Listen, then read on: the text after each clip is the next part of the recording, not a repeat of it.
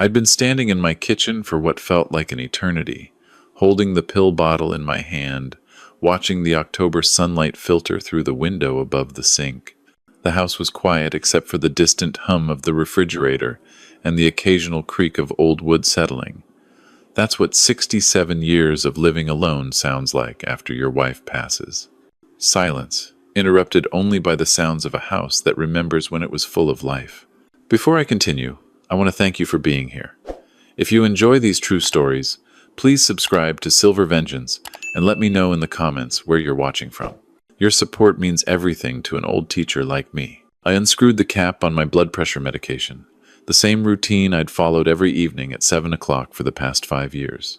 High blood pressure runs in the Hayes family. My father died of a stroke at 70, and I'd promised my late wife Margaret that I'd take better care of myself than he did. That promise was one of the last things I said to her before the cancer took her 3 years ago. The pills looked right. White, oval-shaped, the same manufacturer logo I'd seen 1,000 times before. But something felt off about the packaging. The safety seal seemed loose, and when I held the bottle up to the light, I noticed the foil backing on the blister pack had been disturbed. Small tears along the edges that shouldn't have been there on a brand new prescription. I'd picked up this refill just yesterday from Cedar Grove Pharmacy, the same place I'd been going to for 15 years.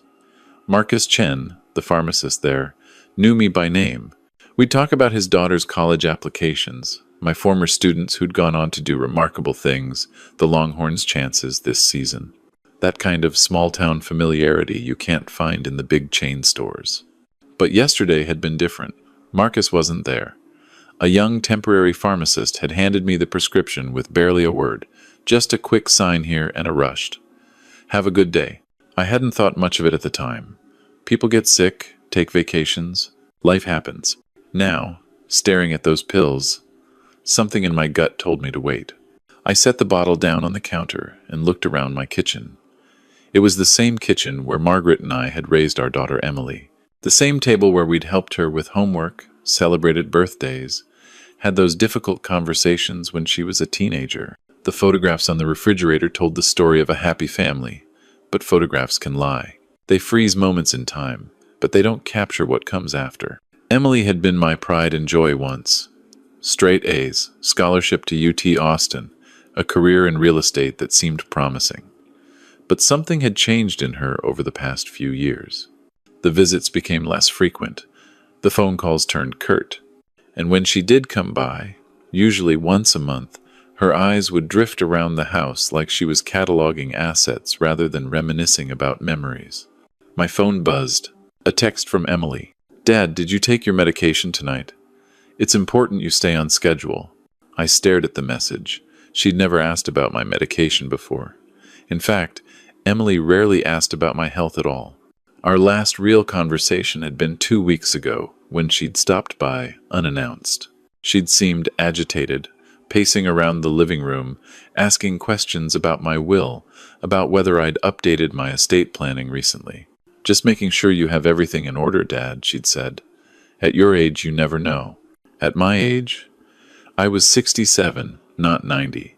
I still played golf twice a week, maintained my own yard, volunteered at the community center teaching math to struggling students. I wasn't 1 foot in the grave, despite what my daughter seemed to think. I texted back, about to take it now, but I didn't. Instead, I picked up the bottle again and examined it more carefully. The prescription label looked legitimate, printed with the pharmacy's information, my name, the doctor's name, the dosage instructions. Everything seemed normal except for that damaged packaging.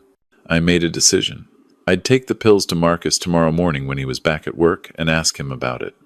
Maybe I was being paranoid. Maybe the temporary pharmacist had just been careless with the packaging. But after teaching high school for 35 years, I'd learned to trust my instincts about when something wasn't right. That night, I didn't take my medication. I felt guilty about it, remembering my promise to Margaret, but something deeper than guilt was gnawing at me. I lay in bed, staring at the ceiling, listening to the house settle around me, wondering why my daughter was suddenly so interested in whether I'd taken my pills. The next morning, I woke up early and drove to Cedar Grove Pharmacy as soon as they opened at 8. Marcus was behind the counter, looking tired but friendly, as always. "Robert," he said, smiling. "Didn't expect to see you again so soon. Is everything okay?" I pulled the pill bottle from my jacket pocket. I'm probably being foolish, but something seems off about this prescription. The packaging looks tampered with. Marcus's friendly expression shifted immediately. He took the bottle from my hands, his eyes narrowing as he examined it. Then his face went pale. "Robert," he said quietly, glancing around the empty pharmacy. "Come with me to the consultation room. Now." My heart started pounding as I followed him into the small private room they used for immunizations and private consultations. Marcus closed the door and turned to face me, still holding my pill bottle. "Did you take any of these?" he asked. "No. I noticed something was wrong last night, so I waited to bring them to you." Marcus let out a breath. Thank God. He opened the bottle and removed one of the pills, examining it closely under the consultation room's bright light. "These aren't your blood pressure medication, Robert. The color's slightly off, and the markings are wrong. These look like something else entirely." My mouth went dry. "What do you mean?" "I need to verify this, but if I'm right, someone switched your medication." He pulled out his phone and took a photo of the pill, then started scrolling through what looked like a pharmaceutical database. His expression grew darker with each passing second. "This is prazosin," he finally said. "It's used to treat PTSD nightmares and, in some cases, high blood pressure, but at very different dosages than what you're prescribed. If you'd taken these at your regular dose, combined with your actual blood pressure medication history, it could have caused a severe hypotensive crisis. Your blood pressure could have dropped dangerously low. You could have had a stroke, fallen, hit your head, or worse." The room seemed to spin. But how? "You filled this prescription." Marcus shook his head. "I didn't. I was out sick yesterday with the flu. A temp pharmacist covered for me." "But Robert, even if there was an error in filling, these aren't from our stock. Look at the packaging. Someone opened a sealed prescription bottle and replaced the contents. This was done after it left the pharmacy." "That's impossible. I picked it up yesterday afternoon and drove straight home. The only time I wasn't watching it was when I went to use the restroom, and then it was just sitting on my kitchen counter for maybe 5 minutes while I made coffee." Marcus looked at me with something like pity in his eyes. "Was anyone else in your house?" I thought back. Emily had been there. She'd texted me that morning saying she needed to drop off some documents for me to sign.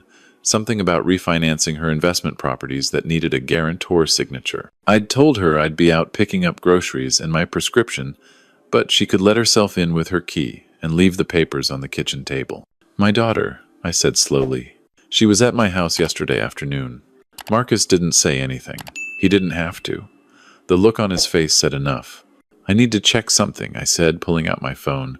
I opened my home security app. I'd installed cameras 6 months ago after a rash of package thefts in the neighborhood. One camera covered the front porch, another the driveway, and I'd put one in the kitchen after a pipe burst while I was out, and I didn't discover it until I got home. I scrolled back to yesterday's footage, my hands shaking. Marcus stood beside me, watching the small screen. The timestamp showed 3:47 p.m. I'd gotten home at 4:15 p.m. The kitchen camera showed Emily entering through the back door, carrying a folder. She looked around, her expression tense, anxious. She set the folder on the table, then pulled out her phone and checked something. She waited, pacing, checking her watch. Then, at 3:52 p.m., she walked directly to where I always left my medication bottles, on the counter next to the coffee maker. She picked up the bag from the pharmacy, opened it, and pulled out the prescription bottle. From her purse, she removed what looked like an identical bottle. She worked quickly, confidently, switching the bottles and stuffing my real medication into her purse. The video showed her pause, looking at something on her phone, then quickly leaving through the back door. The entire switch took less than 90 seconds. The documents she'd mentioned leaving were still on the table when I got home. I'd signed them without reading carefully, trusted her like a father should trust his daughter. Marcus and I watched the footage in silence. When it ended, I had to sit down. "Robert," Marcus said gently, "I need to call the police. What we're looking at here is attempted murder." The words hung in the air. Attempted murder. My daughter had tried to kill me. "Why?" I whispered. Why would she do this? Marcus hesitated. I'm not a detective, but usually, in cases like this, there's a financial motive. Do you mind if I ask about your estate? I nodded numbly. I'm comfortable. Not wealthy, but comfortable. The house is paid off, worth about $500,000 in today's market. I have my teacher's pension, about $4,000 a month. Some savings, around $250,000.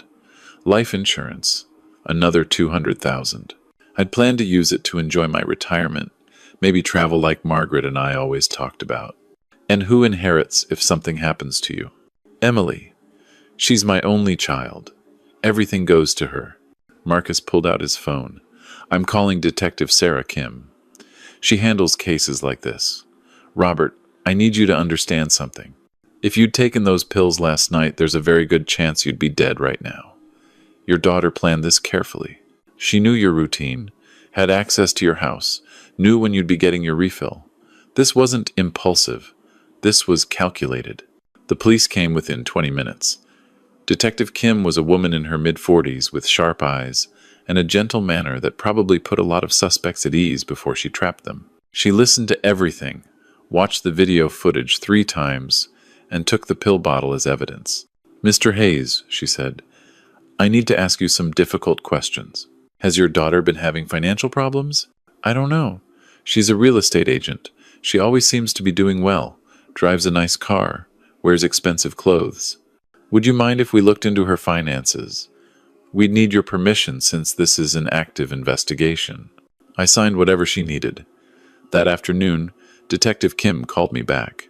Mr. Hayes, your daughter is in serious financial trouble. She's got over $300,000 in debt. Credit cards, personal loans, a failed real estate investment that went south. She's facing foreclosure on her own home next month. Her husband filed for separation 2 weeks ago, citing financial infidelity. She's been hiding the extent of her debt from him for years. $300,000. My estate would have solved all her problems. What happens now? I asked. We need to build a case before we make an arrest. We have the video evidence, the tampered medication, Marcus Chen's expert testimony, but I'd like your help with something. Would you be willing to wear a wire and meet with your daughter? Sometimes people confess when they think they're in the clear. I thought about it. The idea of seeing Emily, of pretending everything was normal while recording her made me sick, but she'd tried to kill me, her own father, for money. Yes, I said, I'll do it. 2 days later, I texted Emily asking her to meet me for lunch at the diner we used to go to when she was in high school. She agreed immediately, probably thinking her plan was working, that I'd soon be dead and all her problems would be solved. I wore the wire under my shirt. Detective Kim was in a van outside. My hands shook as I waited for Emily to arrive. She walked in looking thinner than I remembered, dark circles under her eyes despite the makeup. She hugged me, and I had to fight the urge to pull away. Dad, you look tired, she said as we sat down. Have you been taking your medication? Every night, just like clockwork. Good, that's good. You need to take care of yourself. She paused, ordering coffee without looking at the menu. I've been thinking about what we discussed, about making sure your affairs are in order. My affairs are fine, Emily. I know, but Dad, at your age, anything could happen. A fall, a stroke, a heart attack. I just want to make sure I know where everything is, your bank accounts, your insurance policies, your will. Why are you so interested in my will all of a sudden? She bristled. I'm not interested in your will. I'm being responsible. Someone has to think about these things. Someone, I repeated. Emily, are you in some kind of trouble? Her face changed. A flash of panic quickly masked. What? No. Why would you ask that? Because you've been different lately, distant, and then suddenly you're very concerned about my health, my medication, my estate. It makes me wonder, Dad, I'm just trying to be a good daughter. Are you? I looked her in the eyes. Because a good daughter wouldn't switch her father's blood pressure medication with pills that could kill him. The color drained from her face. What are you talking about? I know what you did, Emily. The pharmacist caught it. There's video from my kitchen security camera showing you swapping the pill bottles. The police have everything. She stood up so fast her chair fell backward. You're insane. You're a paranoid old man who's losing his mind. Sit down, I said quietly. Running won't help. Detective Kim is outside. She's been listening to everything. If you leave, they'll arrest you in the parking lot. If you sit down, maybe we can figure out what went wrong. How my daughter turned into someone who could murder her own father. Emily looked toward the door, then back at me. Slowly, she sat down, tears streaming down her face. I'm so sorry, she sobbed. I'm so sorry, Dad. I didn't want to. I didn't know what else to do. The debt, the pressure, James leaving, the foreclosure. I just needed a way out. And I thought if something happened to you, it would look natural. You're old, you have high blood pressure, these things happen. I'm 67, Emily. I had at least another 20 years. I know. I'm a horrible person. I'm a monster. She covered her face with her hands. I don't even recognize myself anymore. When did I become someone who could do this? Detective Kim entered the diner with 2 uniformed officers. Emily didn't resist when they put the handcuffs on her. She just looked at me with hollow eyes and whispered, I'm sorry, Daddy. I didn't respond. I couldn't. The weeks that followed were a blur of lawyers, court dates, and media attention that I never wanted. The story made the local news. Local woman charged with attempted murder of father over inheritance. People I'd taught 30 years ago reached out with messages of support. My fellow retired teachers organized a meal train even though I told them I was fine. Marcus Chen called me every few days to check in, always with some excuse about needing to verify my prescription or remind me about flu shots. We both knew he was just making sure I was okay. On one of those calls, he mentioned his wife had passed away 4 years ago from breast cancer. We started meeting for coffee on Saturday mornings, 2 widowers who understood what it meant to have the future you'd planned disappear.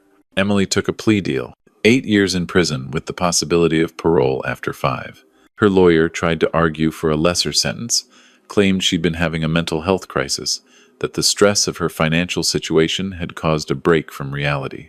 The judge wasn't sympathetic. At the sentencing, Emily's lawyer asked if I wanted to make a statement. I stood up, looked at my daughter, sitting at the defense table, and said what I needed to say. I loved you from the moment you were born. Your mother and I gave you everything we could. We taught you right from wrong. We taught you that people are more important than things, that family is everything. Somewhere along the way, you forgot those lessons. You looked at me and saw a dollar amount instead of your father. That's not something I did to you. That's something you chose.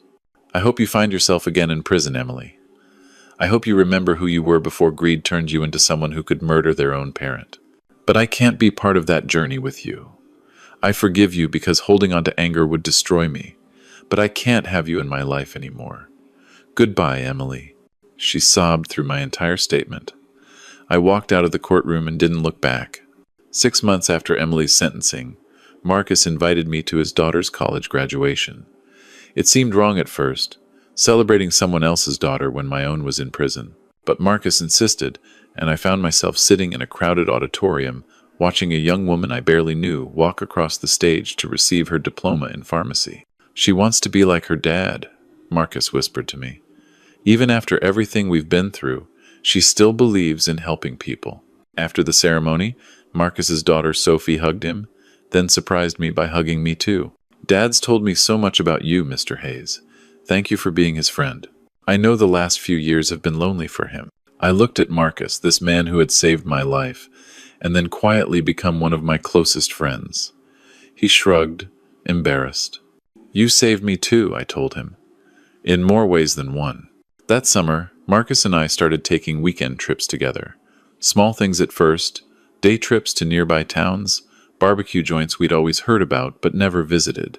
Then longer trips, a week in Colorado, another in New Mexico.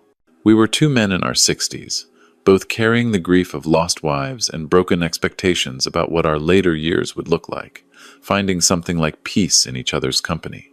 It wasn't romantic, not at first. It was simpler than that. It was friendship, the kind you build slowly over shared coffee and long conversations about everything and nothing. It was someone who understood when you woke up at 3 a.m, unable to sleep, who would answer the phone and talk until the sun came up. It was having someone who knew your pain, without you having to explain it.